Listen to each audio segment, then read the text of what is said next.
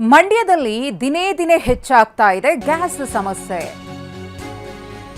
ಹೋಟೆಲ್ಗಳಿಗೆ ವಾಣಿಜ್ಯ ಸಿಲಿಂಡರ್ ಪೂರೈಕೆ ಆಗ್ತಿಲ್ಲ. ಬೇರೆ ವಿಧಿ ಇಲ್ಲದೆ ಸೌದೆ ಒಲೆ ಮೊರೆ ಹೋಗಿದ್ದಾರೆ ಮಾಲೀಕರು. ಮನೆಗಳು ಮತ್ತು ಗೋದಾಮ್ನಲ್ಲಿ ಅಡುಗೆಯನ್ನ ತಯಾರು ಮಾಡಲಾಗ್ತಾ ಇದೆ.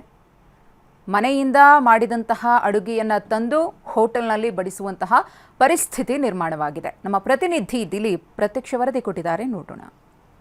ಯುದ್ಧದ ಎಫೆಕ್ಟ್ನಿಂದ ದಿನೇ ದಿನೇ ಗ್ಯಾಸ್ ಸಮಸ್ಯೆ ಹೆಚ್ಚಾಗ್ತಾ ಇರುವಂಥದ್ದು. ಈ ಕಾರಣದಿಂದಾಗಿ ಹೋಟೆಲ್ನಲ್ಲಿ ಬಹಳ ಸಂಕಷ್ಟ ಎದುರಿಸ್ತಾ ಇದ್ದಾರೆ. ಬೇರೆ ಬೇರೆ ಕಡೆ ಎಲ್ಲ ಅಡುಗೆ ಮಾಡಿ ಹೋಟೆಲ್ನಿ ತೆಗೆದುಕೊಂಡು ಹೋಗಿ ಹಾಕುವಂಥ ಕೆಲಸವನ್ನು ಮಾಡ್ತಾ ಇದ್ದಾರೆ. ಈಗ ದೊಡ್ಡ ದೊಡ್ಡ ಹೋಟೆಲ್ ಮಾಲೀಕರು ಬೇರೆ ಬೇರೆ ಕಡೆ ಅವರ ಗೋಡಾನ್ಗಳಲ್ಲಿ ಮತ್ತು ಅವರ ಮನೆಗಳಲ್ಲಿ ಅಡುಗೆ ಮಾಡಿಕೊಂಡು ನಂತರ ಹೋಟೆಲ್ಗೆ ತೆಗೆದುಕೊಂಡು ಹೋಗ್ತಾ ಇರುವಂಥದ್ದು. ಈಗ ದೃಶ್ಯವನ್ನು ತೋರಿಸ್ತಾನೆ. ಯಾಕಂದರೆ ಕಟ್ಟಿಗೆಯನ್ನು ಬಳಸಿ ಈ ಒಂದು ಅಡುಗೆಯನ್ನು ಮಾಡ್ತಾ ಇರುವಂಥದ್ದು. ಸಾಕಷ್ಟು ಕಟ್ಟಿಗೆಯನ್ನು ಕೂಡ ಶೇಖರಣೆ ಮಾಡ್ಕೊಂಡಿದ್ದಾರೆ. ಯಾಕಂದರೆ ಪ್ರತಿದಿನ ಕೂಡ ಗ್ಯಾಸ್ ಸಿಗ್ತಾ ಇಲ್ಲ. ಪ್ರತಿದಿನ ಕೂಡ ಇದರಿಂದ ಸಾಕಷ್ಟು ಸಮಸ್ಯೆಯನ್ನು ಎದುರಿಸ್ತಾ ಇದ್ದಾರೆ. ಈ ಕಾರಣದಿಂದಾಗಿ ಈ ರೀತಿಯಾದಂಥ ಅವರು ಗೋಡನ್ಗಳಲ್ಲಿ ಈ ರೀತಿಯಾದಂಥ ಅಡುಗೆ ಮಾಡ್ಕೊಂಡು ಹೋಗಿ ಮಾಡುವಂಥದ್ದು. ಈಗ ದೃಶ್ಯವನ್ನು ತೋರಿಸ್ತಾನೆ. ನಿಜಕ್ಕೂ ದೊಡ್ಡ ದೊಡ್ಡ ಪಾತ್ರೆಗಳಲ್ಲಿ ಇಲ್ಲಿ ಅಡುಗೆಯನ್ನು ಮಾಡ್ತಾರೆ ಗೋಡನ್ನಲ್ಲಿ. ಇಲ್ಲಿಂದ ಅಡುಗೆಯನ್ನು ಮಾಡಿಕೊಂಡು ನಂತರ ಹೋಟೆಲ್ನಲ್ಲಿ ಹೋಗಿ ಹಾಕುವಂಥ ಕೆಲಸವನ್ನು ಮಾಡ್ತಾ ಇದ್ದಾರೆ. ಇಲ್ಲಿ ಪ್ರತಿದಿನ ಚೈನೀಸ್ ಐಟಮನ್ನು ಹೊರತುಪಡಿಸಿ ಎಲ್ಲ ಖಾದ್ಯಗಳನ್ನು ಇದೇ ಒಂದು ಸ್ಥಳದಲ್ಲಿ ಮಾಡ್ತಾ ಇರುವಂಥದ್ದು. ನಮ್ಮ ಜೊತೆಗೆ ಅಡುಗೆ ಭಟ್ರಿದ್ದಾರೆ, ಅವ್ರನ್ನ ಮಾತಾಡಿಸ್ತಾ ಹೋಗ್ತಾನೆ.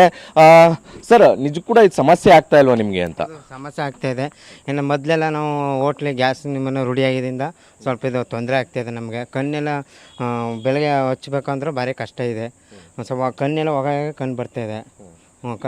ಏನೆಲ್ಲ ಐಟಮ್ ಮಾಡ್ತಾ ಇದ್ದೀರಾ ಇಲ್ಲಿ? ಇವಾಗ ಬೆಳಗ್ಗೆ ಬೇಳೆ ಭಾತು, ಪೊಂಗಲು, ಇಡ್ಲಿ ಸಾಂಬಾರು, ಸಾಗು, ರೈಸ್ ಭಾತ್ ಮಾಡ್ತೇವೆ ಸರ್. ಇವಾಗ ಏನಂದ್ರೆ ಊಟದ ಐಟಮ್ ರೆಡಿ ಮಾಡ್ತಿದ್ದೀವಿ. ಇವಾಗ ರೈಸು, ಸಾಂಬಾರು, ರಸಮ್, ಪಲ್ಯ ಐಟಮ್ ಎಲ್ಲ ಮಾಡ್ತಾಯಿದ್ದೀವಿ. ಪ್ರತಿದಿನ ಇಲ್ಲಿ ಸಮಸ್ಯೆ ಆಗ್ತದೆ. ಯಾಕಂದ್ರೆ ಕಟ್ಟಿಗೆಯಲ್ಲಿ ನೀವು ಅಭ್ಯಾಸನೇ ಇರಲಿಲ್ಲ ಅಂತ. ಹೌದು ಸರ್, ಹೌದು. ಈಗ ಸ್ವಲ್ಪ ತೊಂದರೆ ಆಗ್ತಾಯಿದೆ. ಆದಷ್ಟು ಗ್ಯಾಸ್ ಬರಬೇಕು. ತೊಂದರೆ ಆಗ್ತಾಯಿದೆ ಒಟ್ಟೆ ನಮಗೆ. ರುಚಿ ಎಲ್ಲ ಚೆನ್ನಾಗಿ ಆಗ್ತಾಯಿದೆ ಸರ್. ಅದಕ್ಕಿಂತ ಪರವಾಗಿಲ್ಲ. ಅಲ್ಲೂ ಚೆನ್ನಾಗಿ ಆಗ್ತದೆ, ಇಲ್ಲೂ ಚೆನ್ನಾಗಿ ಮಾಡ್ತಾಯಿದ್ವಿ ಐಟಮ್. ಬಟ್ ಕಷ್ಟ ಆಗ್ತದೆ, ಒಂದು ಸ್ವಲ್ಪ ಕಷ್ಟ ಆಗ್ತಾಯಿದೆ ಅಷ್ಟೇ. ಅಲ್ಲೊಂದು ಸ್ವಲ್ಪ ಈಜಿ ಆಗ್ತಿತ್ತು, ಇಲ್ಲೊಂದು ಸ್ವಲ್ಪ ಕಷ್ಟ. ಏನು ಮಾಡೋಕ್ಕಾಗಲ್ಲ. ಈ ಹೋಟ್ಲ್ ನಡೆಸ್ಬೇಕು ಅಂದ್ರೆ ಏನು ಅವರು ಎಲ್ಲ ಬಂಡಲ್ ಹಾಕಿರ್ತಾರೆ ಓನರು. ಏನೋ ಒಂದು ಮಾಡಬೇಕಲ್ಲ. ನಾವು ಕಷ್ಟ, ಅವರು ಸಂಬಳ ಕೊಡ್ತಾರೆ ನಮಗೆ, ನಾವು ಕಷ್ಟ ಬೀಳ್ಬೇಕು. ಅವ್ರಿಗೋಸ್ಕರ ನಾವು ಕಷ್ಟ ಬಿದ್ದು ಇನ್ನು ನಾವು ಹೋಟ್ಲ್ ಏನು ಬಂಡಲಾಗ ನಾವು ನಡೆಸ್ಕೊಂಡು ಹೋಗ್ಬೇಕಷ್ಟೆ. ಇವಿಷ್ಟು ಅಡುಗೆ ಭಟ್ರ ಮಾತುಗಳಾಗಿರುವಂಥದ್ದು. ಅಂದರೆ ನಾವೆಲ್ಲ ಅಡುಗೆ ಕಲ್ತಿದ್ದೆ ಗ್ಯಾಸ್ನಲ್ಲಿ, ಆದರೆ ಈಗ ಸಮಸ್ಯೆ ಆಗ್ತಾ ಇದೆ. ಆದರೆ ಅನಿವಾರ್ಯ ಕಾರಣದಿಂದಾಗಿ ಈ ರೀತಿಯಂಥ ಪರಿಸ್ಥಿತಿಯಲ್ಲಿ ಅಡುಗೆ ಮಾಡ್ತಾ ಇದ್ದೇವೆ ಅನ್ನುವಂಥ ಮಾತುಗಳನ್ನ ಹೇಳ್ತಾ ಇರುವಂಥದ್ದು.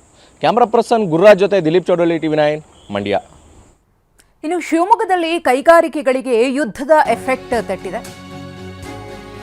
ಮಾಚೇನಹಳ್ಳಿಯಲ್ಲಿರುವ 40ಕ್ಕೂ ಹೆಚ್ಚು ಕೈಗಾರಿಕೆಗಳು, ಆಟೋಮೊಬೈಲ್ನ ಬಿಡಿ ಭಾಗಗಳನ್ನು ತಯಾರಿಸುವಂತಹ ಕಾರ್ಖಾನೆಯ ಕ್ಯಾಂಟೀನ್ನಲ್ಲಿ ವಾಣಿಜ್ಯ ಸಿಲಿಂಡರ್ ಅಭಾವ ಸೃಷ್ಟಿಯಾಗಿದ್ದು 200 ಕಾರ್ಮಿಕರಿಗೆ ತಿಂಡಿ ಊಟ ಸಿಗದೆ ಇಲ್ಲಿ ಸಂಕಷ್ಟಕ್ಕೀಡಾಗಿದ್ದಾರೆ. ಆಟೋಮೊಬೈಲ್ ಬಿಡಿ ಭಾಗ ರಫ್ತು ಮಾಡೋಕ್ಕೂ ಕೂಡ ಸಾಧ್ಯವಾಗ್ತಾ ಇಲ್ಲ. ಬಹಳ ನಷ್ಟ ಆಗ್ತಿದೆ ಅನ್ನೋ ಅಳಲು ತೋಡ್ಕೊಂಡಿದ್ದಾರೆ. ನಮ್ಮ ಪ್ರತಿನಿಧಿ ಬಸವರಾಜ್ ಪ್ರತ್ಯಕ್ಷ ವರದಿ ನೀಡಿದ್ದಾರೆ, ನೋಡೋಣ.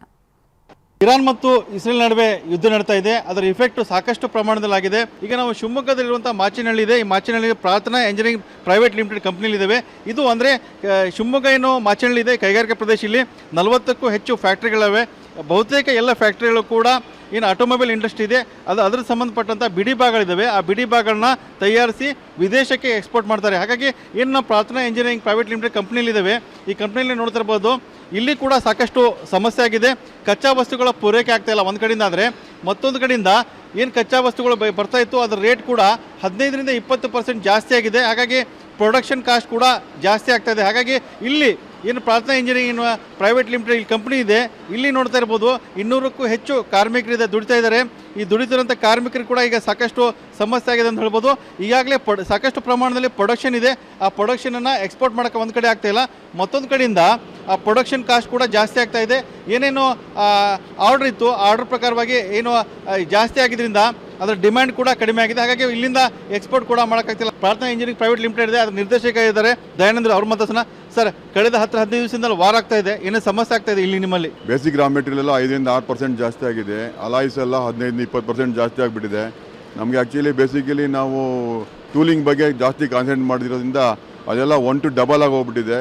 ಕೆಲವೊಂದು ಇನ್ಸರ್ಟ್ಗಳು YG ಆಗಲಿ, ಕ್ಯೋಸೆರಾ ಆಗಲಿ, ಅದೆಲ್ಲ ಒಂದೆಲ್ಲ 160-170 ರೂಪಾಯಿ ಇದ್ದು ಆಗಲೇ 300-350ಕ್ಕಿಂತ ಕ್ರಾಸ್ ಆಗಿಬಿಟ್ಟಿದೆ.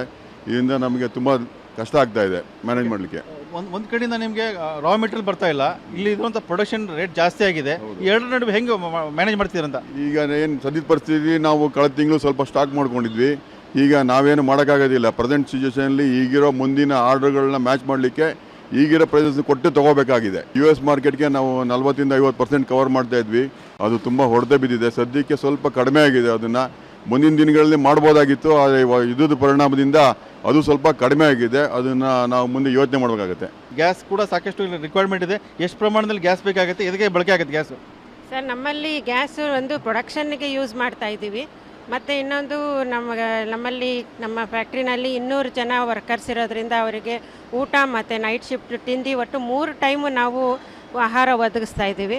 ಪೂರ್ತಿ ಪ್ರಮಾಣದಲ್ಲಿ ಅಂದರೆ ಮೊದಲು ಕೊಡ್ತಾ ಇರೋ ಅಷ್ಟು ಆಹಾರ ಕೊಡೋಕ್ಕಾಗ್ತಾಯಿಲ್ಲ. ಜಸ್ಟ್ ಅವರಿಗೆ ಊಟಕ್ಕೋಸ್ಕರ ಅನ್ನ ಸಾಂಬಾರು ಅಷ್ಟೇ ಮಾಡಲಿಕ್ಕೆ ಸಾಧ್ಯ ಆಗ್ತಾ ಇದೆ. ಇದರಿಂದ ತುಂಬ ತೊಂದರೆನೂ ಆಗ್ತಾ ಇದೆ ಸರ್. ಕ್ಯಾಮ್ರಾಮನ್ ರವಿಕುಮಾರ್ ಜೊತೆ ಬಸವಗಣ್ವಿ, TV9 ಶಿವಮೊಗ್ಗ.